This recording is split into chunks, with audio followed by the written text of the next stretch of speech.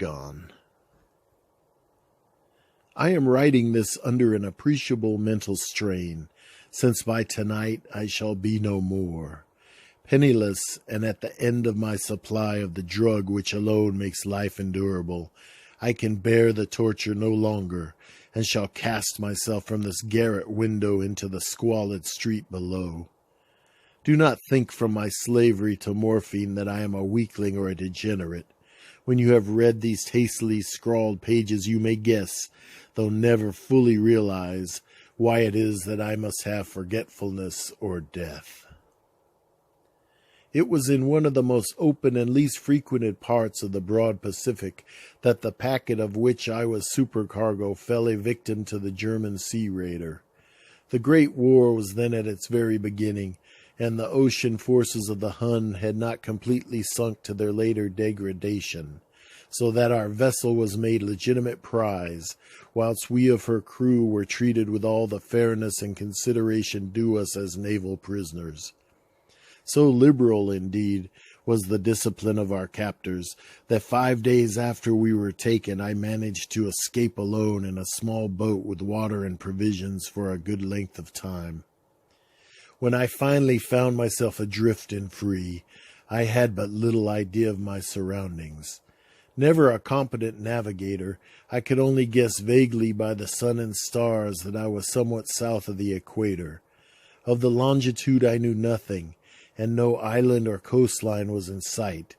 The weather kept fair, and for uncounted days I drifted aimlessly beneath the scorching sun, waiting either for some passing ship or to be cast on the shores of some habitable land. But neither ship nor land appeared, and I began to despair in my solitude upon the heaving vastnesses of unbroken blue. The change happened whilst I slept. Its details I shall never know, for my slumber, though troubled and dream-infested, was continuous.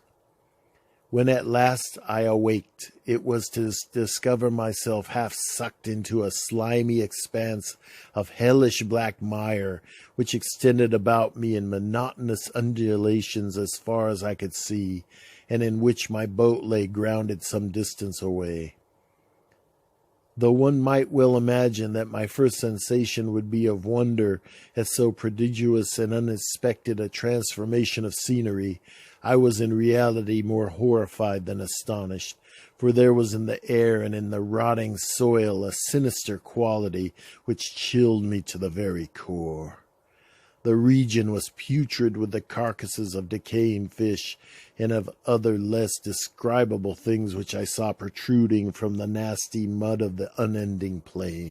Perhaps I should not hope to convey in mere words the unutterable hideousness that can dwell in absolute silence and barren immensity. There was nothing within hearing, and nothing in sight save a vast reach of black slime. Yet the very completeness of the stillness and homogeneity of the landscape oppressed me with a nauseating fear. The sun was blazing down from a sky which seemed to me almost black in its cloudless cruelty, as though reflecting the inky marsh beneath my feet. As I crawled into the stranded boat, I realized that only one theory could explain my position. Through some unprecedented volcanic upheaval, a portion of the ocean floor must have been thrown to the surface, exposing regions for which innumerable millions of years had lain hidden under unfathomable watery depths. So great was the extent of the new land which had risen beneath me, that I could not detect the faintest noise of the surging ocean, strain my ears as I might. Nor were there any seafowl to prey upon the dead things. For several hours I sat thinking or brooding in the boat, which lay upon its side and afforded a slight shade as the sun moved across the heavens. As the day progressed, the ground lost some of its stickiness and seemed likely to dry sufficiently for traveling purposes in a short time. That night I slept but little, and the next day I made for myself a pack containing food and water, preparatory for an overland journey in search of the vanished sea and possible rescue. On the third morning I found the soil dry enough to walk upon with ease. The odor of the fish was maddening, but I was too much concerned with graver things to mind so slight an evil, and set out boldly for an unknown goal. All day I forged steadily westward, guided by a faraway hummock which rose higher than any other elevation on the rolling desert. That night I encamped, and on the following day still traveled toward the hummock, though that object seemed scarcely nearer than when I had first espied it. By the fourth evening I attained the base of the mound, which turned out to be much higher than it had appeared from a distance, an intervening valley setting it out in sharper relief from the general surface. Too weary to ascend, I slept in the shadow of the hill. I know not why my dreams were so wild that night, but ere the waning and fantastically gibbous moon had risen far above the eastern plain, I was awake in a cold perspiration, determined to sleep no more. Such visions as I had experienced were too much for me to endure again, and in the glow of the moon I saw how unwise I had been to travel by day. Without the glare of the parching sun, my journey would have cost me less energy. Indeed, I now felt quite able to perform the ascent which had deterred me at sunset. Picking up my pack, I started for the crest of the eminence. I have said that the unbroken monotony of the rolling plain was a source of vague horror to me, but I think my horror was greater when I gained the summit of the mound and looked down the other side into an unmeasurable pit or canyon, whose black recesses the moon had not yet soared high enough to illuminate. I felt myself on the edge of the world, peering over the rim into a fathomless chaos of eternal night. Through my terror ran curious reminiscences of Paradise Lost and of Satan's hideous climb through the unfashioned realms of darkness. As the moon climbed higher in the sky, I began to see the slopes of the valley were not quite so perpendicular as I had imagined. Ledges and outcroppings of rock afforded fairly easy footholds for a descent, whilst after a drop of a few hundred feet, the declivity became very gradual. Urged on by an impulse which I cannot definitely analyze, I scrambled with difficulty down the rocks and stood on the gentler slope beneath, gazing into the Stygian depths where no light had yet penetrated. All at once my attention was captured by a vast and singular object on the opposite slope, which rose steeply about 100 yards ahead of me, an object that gleamed whitely in the newly bestowed rays of the ascending moon. That it was merely a gigantic piece of stone, I soon assured myself, but I was conscious of a distinct impression that its contour and position were not altogether the work of nature. A closer scrutiny filled me with sensations I cannot express, for despite its enormous magnitude and its position in an abyss which had yawned at the bottom of the sea since the world was young, I perceived beyond a doubt that the strange object was a well-shaped monolith whose massive bulk had known the workmanship and perhaps the worship of living and thinking creatures. Dazed and frightened, yet not without a certain thrill of the scientist's or archaeologist's delight, I examined my surroundings more closely. The moon, now near the zenith, shone weirdly and vividly above the towering steeps that hemmed in the chasm, and revealed the fact that a far-flung body of water flowed at the bottom, winding out of sight in both directions, and almost lapping my feet as I stood on the slope. Across the chasm, the wavelets washed the base of the Cyclopean monolith, on whose surface I could now trace both inscriptions and crude sculptures.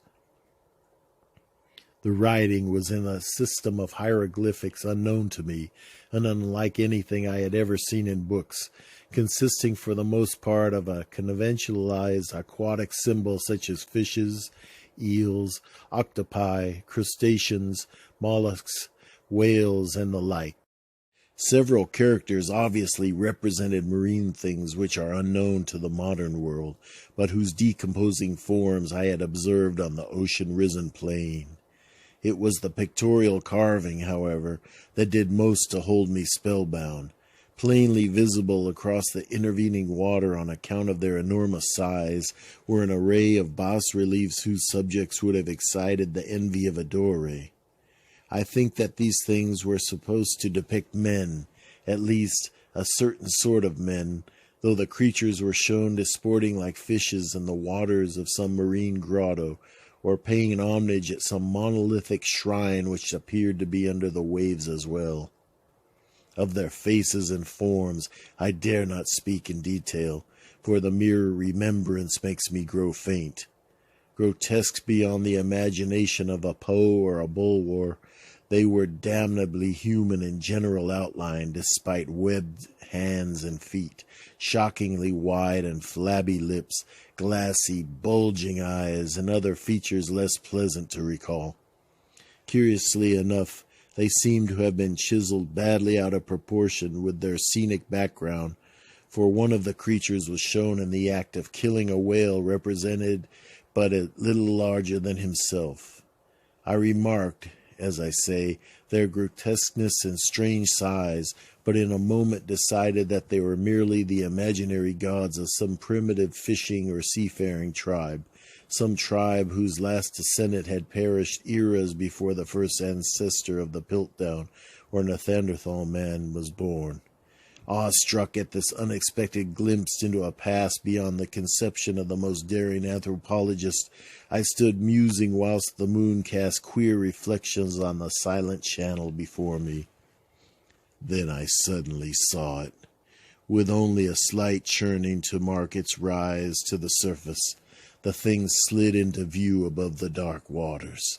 Vast, Polyphemus-like, and loathsome, it darted like a stupendous monster of nightmares to the monolith, about which it flung its gigantic scaly arms, the while it bowed its hideous head and gave vent to certain measured sounds.